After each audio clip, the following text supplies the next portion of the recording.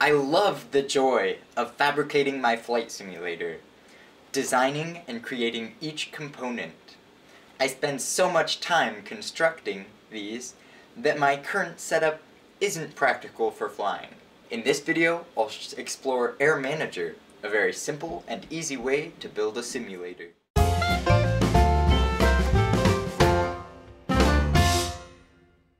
Air Manager is a program that, in my experience, is for primarily adjusting the sizes of instruments and displaying them onto a screen or a monitor. You can resize your instruments, move them around, make your own instruments with coding, and you can even interface things to Arduino with them. So, I'm testing an early product development for altimeter motives. It's a panel that goes over your monitor to kind of create an ultimate simulator experience without breaking the bank, so to speak. So, you can just put the monitor over the screen, plug in the Arduino, plug it into your computer, and then you're basically good to go. You also need to upload a file, but it's super easy, and I can even show you how to in a second. You could fly kind of like this, though it would not be comfortable. Yeah, you'll also see all the shadows. Not good to fly with. But you can use Air Manager. Boom. I think that looks so much better. We can even drag X-Plane into another window, and then we can have this our visual system, and then this our instrument system. But the cool thing is that you can also hook up rotary encoders. So right now, I can actually adjust the altimeter setting. Let's say we want 29092, which is pretty standard. You can also adjust the OBS for viewer 1 and 2, or nav system 1 and 2. So, to get Air Manager, you can head over to your good old Google Chrome, and then in Google you can just type in Air Manager. And over here you can go to the first link, except for the ads, which are not Air Manager. Like, what is this? So yeah, over to Sim Innovations, and then over here you'll find Air Manager. Sim Innovations is the company that makes Air Manager, and they have a few other products for software that you can buy that are specific to Raspberry Pi. There's also Air Player. Air Player is basically kind of a more lightweight version of Air Manager, so I guess it has less features. It runs instrument panels with monitors. Just a cool thing, you can also try Air Manager on your iPad. So if you have an iPad, or I think it also works on Android, you can hook up your iPad and then see instruments on it. So a really cool app. It is $23, but I think it might be worth it if you use it avidly. You can get Air Manager version 3 for desktop over here, and then go check it out, and then all of their software can be downloaded from the wiki. Over here, the buying part of it is the activation code that you'll put in later. Over at the wiki, you can go ahead and download and install, and then it'll download and install. Now it's in my downloads folder, and then you just click on this and run through the configuration, the download wizard. It's pretty self-explanatory. I couldn't find any areas of difficulty, but yeah. Now I'll just load up Air Manager, and then you can see it right here. Up here next on the Air Manager tab, and then under Activate Air Manager, is where you would activate Air Manager. I think they named the titles quite accordingly. It's already been activated for me, but you would just input a code here. So, one thing you'll need for Air Manager is the Flight Simulator plugin, where you can go ahead and go over to the Air Manager wiki and download that. You'll see at the Sim Innovations wiki, the first link is a download and install of the Flight Simulator plugins. These will basically run the software necessarily to interface Air Manager with your flight simulator. It'll then run a wizard that shows you which simulators it found you have on your machine, and it'll install the software needed for Air Manager. You can just run through the wizard. It's pretty self-explanatory. It should show up in your downloads folder. So this is where the fun stuff happens. You have a bunch of tabs right here. The panels tab, where you can create your own panel and then display it onto a monitor. The online tab, and you can include only free community instruments right here. So someone here made this Engine 1 Torque instrument, and you can download this, and it's really cool. You can create your own panel this way. And now I just randomly downloaded like an ATR 72 engine, like oil temperature gauge. But yeah, they have a lot of instruments here. The 172, which is my airplane. Get it? My airplane. Yeah. Thank you. They have the SR22. They do not have the SR71, to my knowledge. They have the F4, an instrument here. They have the TA Texan. It's just really cool, all of the instruments that they have. I believe they have about 700. Yeah, 714. The next page is the Create and Edit page. This is where you can create your own instruments and code them accordingly. You can look through the code for any of the instruments that they have here, so the airspeed indicator, and then see all of the code behind it. And there are some tutorials online how to make your own instruments, I believe. And then you can kind of just look into these and make your own instruments. This is probably more of a skill-intensive activity, so it does take some development and learning. There's probably a huge learning curve. I haven't dove into this yet, but yeah, you can code your own instruments. But the thing you might use more than creating your own instruments with code, because again, there are 714, you'd probably create your own just little Arduino codes so that they run things off of the Arduino.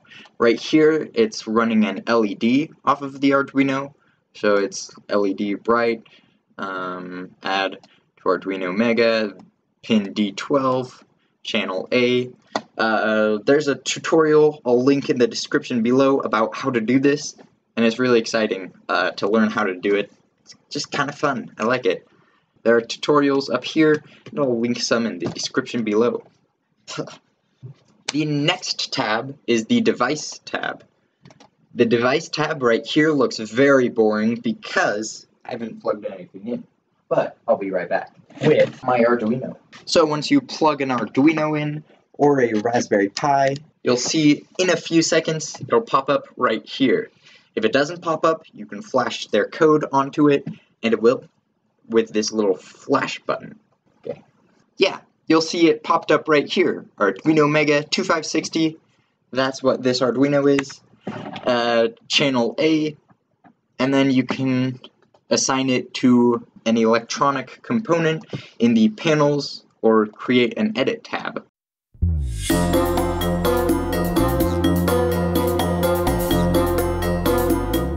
The Settings tab is, you guessed it, where you access the settings. So you can have high frames per second if you really want to get the instruments accurate. You can change it to dark mode, because I know a lot of you just really like dark mode. You can change it to touch for the instruments. You can actually adjust whether or not the instruments snap. So right here they don't snap, but right here they do. You can just run through these, pretty self-explanatory. Don't think I need to spend a lot of time on them. Over at Panels, I'll show you how to make your first panel. You can go over to Create Panel, and then you can either start from a blank panel, and this will just give you a blank piece of paper. You can start from scratch, add your own instruments, or you can look from any of these fantastic panels here. So there's like the Robinson R44, Piper Cub, Eurocopter, but we're going to go with the Cessna 172. It's probably the best choice if you're going to make a Cessna 172. Let's be honest. Okay, we'll click next, and then you can select your monitor, but get this, you can change it later. So yeah, we're going to use monitor 1, and then just add it right here. And it auto-populates this panel. It has the N number, the annunciators, all of these. And if you press show, everything loads. You can adjust things with your mouse or an encoder, which I'll show you later. But right now it moves, which, let's be honest, we don't want it to move. That's kind of silly. So now we can go to Air Manager, and then on our Cessna 172 panel, we can click this little lock button. That'll make it so that we can't move it, and it won't mess up. So yeah, again, when we show it, now we can't drag it around and move it. In Flight Simulator, this would, I believe, be in full screen mode, so you wouldn't have the bar down here. But while the Windows bar is there, you can just exit out of the panel if it's covering your Air Manager. If you don't have the bar, just click the little Windows button and it'll pop up. So yeah, that's another way of hiding it. Probably not the best. If you have a multi-monitor display, make sure to drag them to different screens so they don't interfere. Now you have all of these instruments, and we're gonna switch these around so that it makes more sense. So it's kind of a more typical Cessna 172 layout, and we'll make sure that the snapping is activated under settings, because we want to switch these around. So we're going to have the RPM down there, VR1 up here, VR2 here, ADF up here, and the RPM finally down here. So this is a more accurate layout, and you can just keep moving stuff. You can't press delete to delete things, so you'll have to go over to the remove button. Yes, I'm sure. Oh, a learning experience. Make sure that you always highlight your instrument when you want it to remove. So like, if I wanted to remove the fuel selector, I'd go over to fuel selector, then click remove. Because if you click this and then remove, no. We want to keep this. Simply clicking it won't select it, which is a little bit annoying, but you can go over to trim indicator, remove. What are some other ones we want to remove? We want to remove, yeah, flap position, because I just want the instruments and annunciators. Switch panel, we'll remove this. So yeah, that looks like we have all of the ones we want to keep, and that gives us this nice, pretty clean panel, if I say so myself. This is all really cool, but what if you want to use an Arduino? You can use an Arduino by plugging it in and then wiring a rotary encoder to it, or any other device. I'm going to show you a rotary encoder really quickly, because I think this will be the most used knob. So, this right here is a rotary encoder. You can twist it two ways and have a value on the simulator increase and decrease. You could also set it to open one of the doors whenever you twist it, but that's a little odd, wouldn't you say? So you have this encoder right here, and then the wiring is pretty simple. The first wire goes to one of your input pins on the Arduino. It's any one of the pins Air Manager will let you. And the second wire is to ground, so the GND part of your Arduino. The third wire also goes to another input. So there are two inputs, A and B, on the outsides. And then, again, a ground in the middle. If you have your instruments right here, you'll notice that there's a knob right here and that you can assign a rotary encoder to. We'll notice that the altimeter we have actually doesn't have a hardware thing, so we'd have to code it over here or make a knob that just has the altimeter setting. But we can, again, go to the normal altimeter. Right here. And the typical altimeter does have an output for hardware. So right here you'll see rotary encoder, barometer dial. So we're gonna use an Arduino 2560 Mega. That's the one I just use a lot. It's compatible with quite a bit of things. You could also do an Uno or any other of these shown. We're gonna use channel 8. That's the one I flashed it to earlier, and we're gonna use pins. Let's get a little creative and say D24 and D23. This is actually all of the configuration required for an Arduino. After this, if you already have an Air Manager panel like this open, you're going to want to hide that monstrosity, because you have to refresh the panel for it to take effect. Once you've just closed the panel, if it's already open, then your encoder should work. It's actually smart enough to know that when the encoder turns fast, it makes rough adjustments, but when it turns very slowly, it makes very precise adjustments, which is really cool because that way you can make adjustments quickly. I made mine so that whenever you twist the true airspeed knob, the true airspeed tape moves. But let's say we wanted to move some of them down. Let's say these 5 we wanted to move down. Unfortunately, it's not like Windows where we can just highlight them and drag them. We actually will have to move them each individually, and if you don't have instrument snapping, some weird things can happen, and it can get all out of whack. So, a way to precisely move these is to go to Configure by right-clicking, and then you can move these top however much you want. So we could go like 200, or left 200, and top however we want, 150, and maybe width. Maybe I think we'd want this like a little smaller for some reason, maybe 165.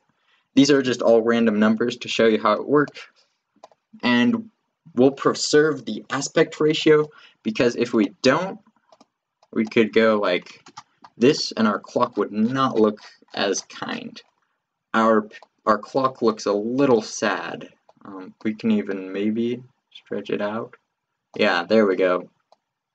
Back to normal. Something else you can do is you can go individually through each instrument and remove the background. This is what lets the instruments look really good against the solid background. You can actually have it either transparent, so if you just want your monitor behind it, or you can actually get a custom image, which is really cool. So I could click custom image, select an image, and you can really have too much fun with this. I made this stupid doodle right here, and we're gonna set it to the background of our panel, because we can. So now you'll notice right here, we can select our image, and then get our kind of goofy image from before.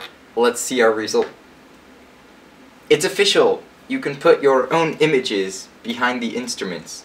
I don't know how, if you'd really want to do this. I suppose you could get a blank panel image or graphic that would look really good, so that could be something that you'd want to do. But you can also put your face behind the instrument panel. That would be hilarious. So one more thing you can do with this is that you can actually exchange the instruments. Okay, let's say that this is an old Cessna 172 that may or may not have gotten in a crash. Maybe. So let's say the altimeter had to be replaced with a Beechcraft altimeter. So we could go over here and there's a Beechcraft altimeter right here. So we can just exchange this, resize it, and replace it. You've been replaced. So boom, there we have it. We now have a Beechcraft altimeter. And again, you can go to the online section, go to the free panels, and then let's say we want this random ATR clock. We can just download it and it'll appear for us. So we could just go over here and then add that instrument now that it's downloaded. So we can put that there and show the panel. And now we have our new panel with our two clocks, one on top of the other, so if one falls off, the other one is there for the pilot's time. We also have the lazy altimeter that actually tells you the altitude. Again, there are 714 instruments, so you can go have at it and and you can download as many as you'd like, assuming you have enough disk space.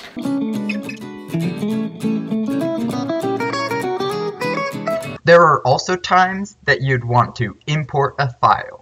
So you can just go over to Edit and Create. And then on the top, you'll see the Export. You can click your file you'd like to export and export it. Over here, you'll see you can save it wherever you'd like to.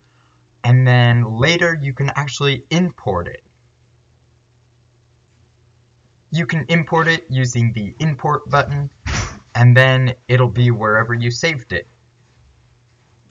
Note that once you import this, it'll probably overwrite your current one, so just be mindful of that, because they are the exact same. Thank you so much for watching this video. If you found this video helpful, make sure to leave a like, subscribe, and also check out the altimeter motives link in the description below. As of now, this product won't be available until November, but go and check out their other current products because they're very cool. You can also check out one of the other videos I did with their hardware up here somewhere. I hope you have a fantabulous day, and I'll see you in the next video. Have a good one.